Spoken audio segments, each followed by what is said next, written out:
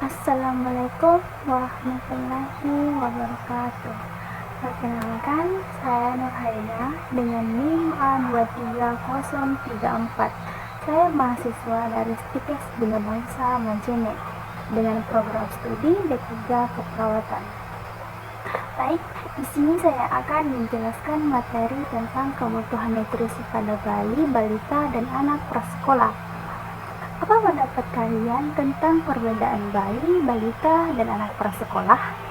Bayi adalah individu yang berusia 0 sampai 12 bulan, sedangkan balita adalah istilah umum bagi anak usia 1 sampai 3 tahun dan anak prasekolah yang berusia 3 sampai 5 tahun. Terdapat kategori ini menurut Depkes. Yang pertama, masa balita 0 sampai sekian. Kedua, masa kanak-kanak 5 sampai sekian. Ketiga, masa remaja awal 12 sampai 16 tahun. Keempat, masa remaja akhir 17 sampai 25 tahun.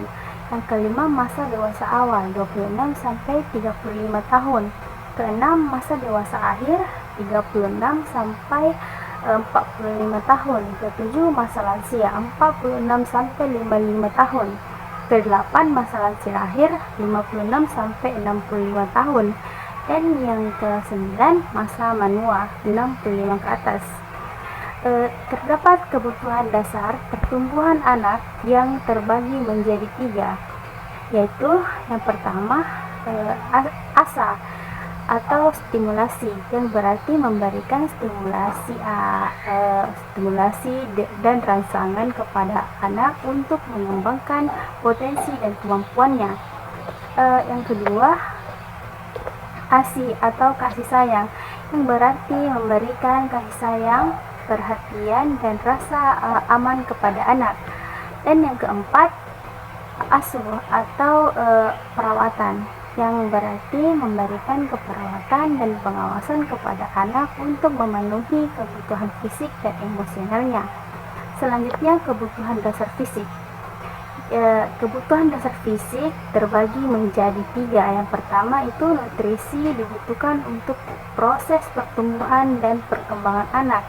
Yang kedua, pertumbuhan anak sangat membutuhkan energi yang besar agar tidak cepat lelah, dan yang ketiga, nutrisi harus terpenuhi dan disediakan sejak dalam rahim atau dalam kandungan. Kebutuhan nutrisi bayi yang terbagi menjadi 2, yaitu yang pertama inisiasi menyusui dini atau IMD, waktu 1 jam setelah memastikan bayi menerima kolostrum atau susu pertama.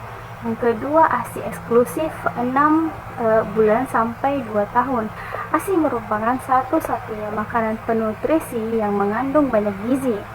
Yang paling penting mengandung inomoglobin untuk daya tahan tubuh.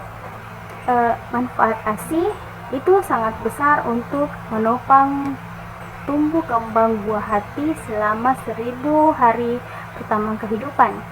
Yang kedua, mudah dicerna. Ketiga, membantu daya tahan tubuh. Keempat, membuat bayi tumbuh sehat dan cerdas. Kelima, memperkuat ikatan antara ibu dan anak. Keenam, menghemat biaya dan menjaga lingkungan. Yang selanjutnya, zat nutrien kebutuhan anak. Yang pertama, zat pembangun. Kedua, zat sumber tenaga.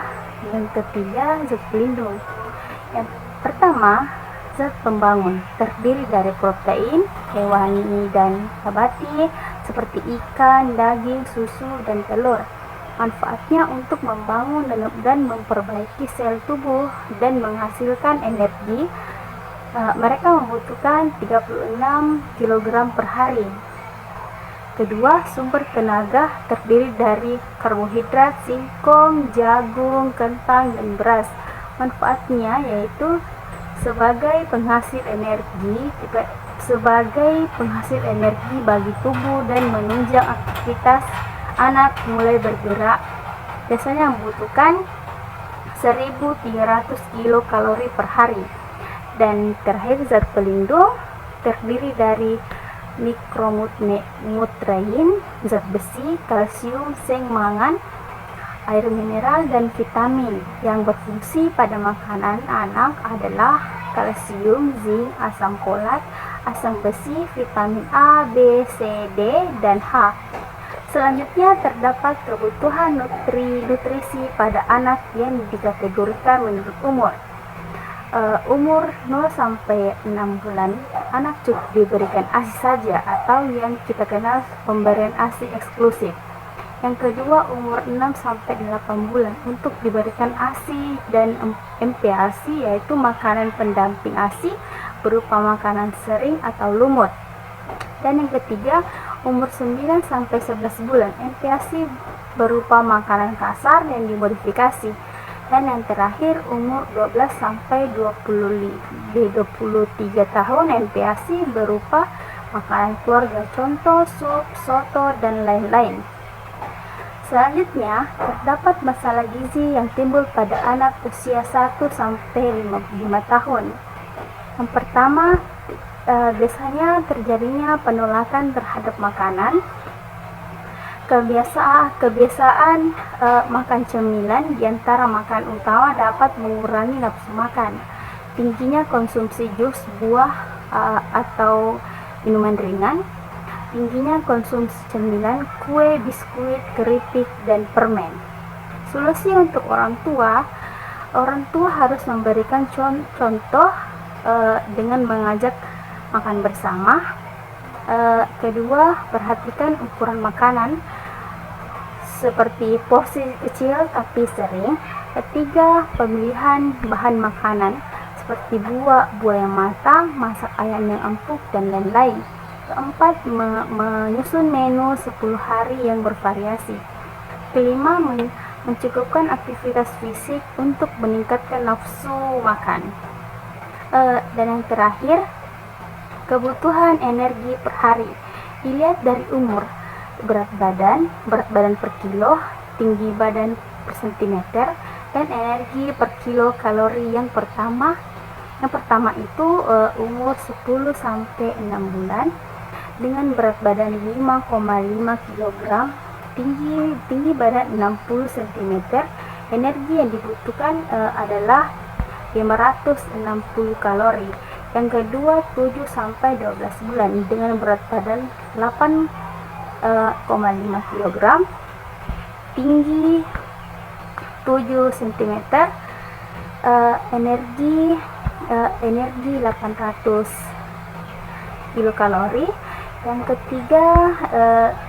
ketiga 1 sampai 3 tahun dengan berat badan 12 kg, tinggi badan 89 cm. Kebutuhan kalori yang biasa mencapai 1220. Yang keempat, umur 4 sampai 6 tahun dengan berat badan 12 kg, tinggi badan 108 cm, energi 1720 kilokalori. Dan yang terakhir, umur 7 sampai 9 tahun dengan berat badan 23,5 dan tinggi badan 120 cm, energi 1860 kilokalori. Sekian penjelasan dari saya, semoga bermanfaat. Maaf karena banyak kekurangan dan kesalahan. Wabillahi taufik wal hidayah. Wassalamualaikum warahmatullahi wabarakatuh.